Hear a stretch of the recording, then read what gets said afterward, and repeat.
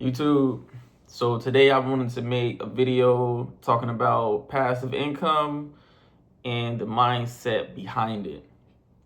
So one of the things that people fail to mention when it comes to stocks is cash flow, right? So say you invest for a year and say you like 18, 19, 20, whatever. You could be 29, 30, 31, whatever. If you invest for a year in something like some cover call ETFs with a mixture of like short-term treasuries, you could potentially give yourself a like certain amount of protected capital and a certain amount. Now, a lot of people have so many different strategies when it comes to investing, but I'm specifically just talking about setting up actual like passive income and it being used to potentially help you month to month with the increase in basically everything. When gas is up, rent is up, every single essential thing that you need basically is going up. So moving away from like growing capital, I think some people should look at, some of these things for covering monthly expenses at this point passively. I pulled up some numbers for just $250 extra a month, which isn't a lot, but it's just an idea. A lot of people saying, "Oh, well, I don't have money to invest." You know what I'm saying? I don't got this to invest. Unfortunately, if you feel like you don't have money to invest, you are 100% living outside of your means. Now, I know it's some people probably with kids or they got a low paying job or whatever. Unfortunately, whatever your situation is, you need to put everything on paper and figure out the loose ends so you can start building some form of passive income. Because you're not going to be able to get into real estate and get rental income because the barrier to entry is just growing. So passive income. So I use two cover call ETFs that when I first started looking at cover call ETFs some years ago, this was one, JEPB and JEPQ. They both have some pretty high dividend yields. And I basically pulled it up on one of the AI search engines.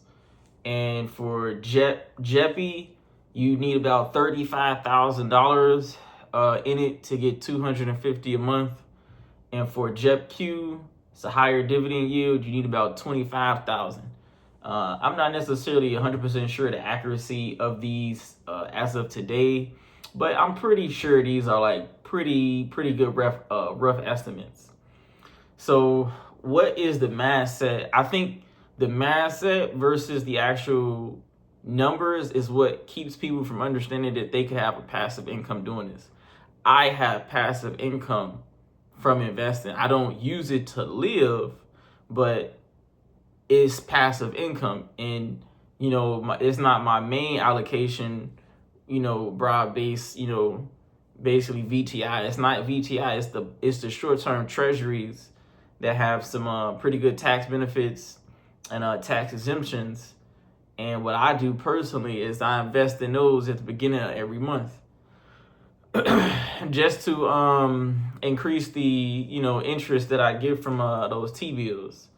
A lot of people, they say, "Oh, investing in bonds is this and that," but again, the mindset of your portfolio should be designed to like kind of, it needs to be real fluid to where you're at. Like, are you borrowing against it? Are you like, it should be real fluid to where you at. So I pulled up those same numbers, $250 a month for SGov and VBIL, and you basically need about 83 to 84,000 in either one of those to get $250 a month, which comes out to $3,000 annually. Now the benefit to having it in short-term T-bills is that they're cash equivalent. So if you borrow against them, highly safe. Basically, I mean, you got basically a super low chance of getting a margin call with those. So you'd be able to access half of that, basically, risk-free. It's exempt from state and local income tax. So that could potentially offset some stuff right there. But back to what I was saying, passive income. You go to work every month, and they keep saying stuff about these Roth IRAs and all of these different retirement accounts. I'm not for that. I'm against those. The reason I'm against them is because it keeps my money away from me. You need to be developing your finances to operate like a bank. You need to look at your money like the bank looks at their money.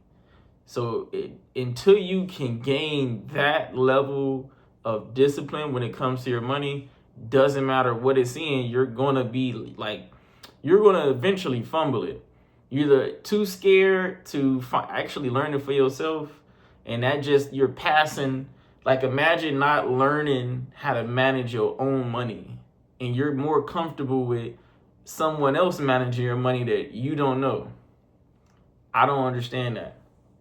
So again, I see people talk about passive income, but a lot of people don't understand, it's not necessarily for dividends.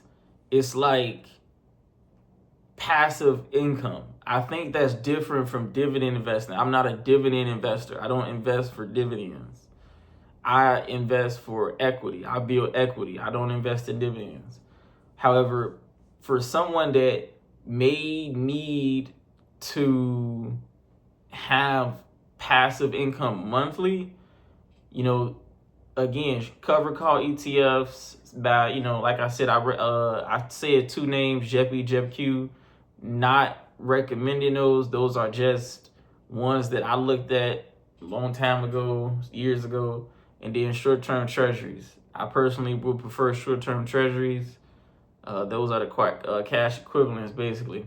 Highly stable.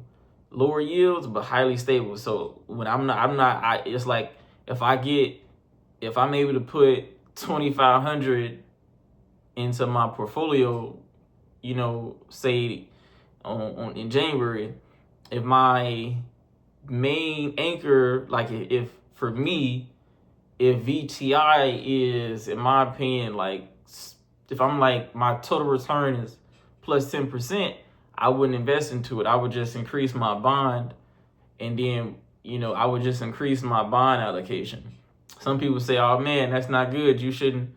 Again, your portfolio should fit your needs, especially if you have actual high income. You shouldn't be listening to traditional advice. It's obsolete. Passive income can matter, because there are so many things going up in price that you need to start, in my opinion, not advice, in my opinion, you need to start figuring out a way to increase cash flow. This is what people don't understand. If I can use money from my job to invest in something that will increase my monthly income, even if it's by $250, see, not only are you increasing your monthly income, say if it was in something like SGov, now you have access to half of that virtually risk-free. Not zero, but it is super low. When you start getting to, things having a 10, 20% chance of happening, I'm willing to gamble on those 80, 90 odds in my favor. And that would essentially be you borrowing against, short-term treasury bills. They're not going to drop. They move by the cents. So, that's a short video about my take on passive income. I think a lot of people miss the mindset, the philosophy part. It's not always just about dividend investing. It's about preserving capital and potentially getting a return on it monthly to help you out due to the increase in prices for everything. That is the whole purpose of cash flow. Cash flow helps monthly expenses, or they help with monthly expenses. So I'm gonna pretty much leave it there. Like I said, we could talk in the comments. I had another video where someone was saying that I got a lot of stuff wrong on one of my topics about the Roth IRAs and whatnot, but I'm willing to, just have small conversations in the comments if someone think that my mindset is wrong, and we can just have a cordial conversation about it. But this was my take on passive income. See you for the next video.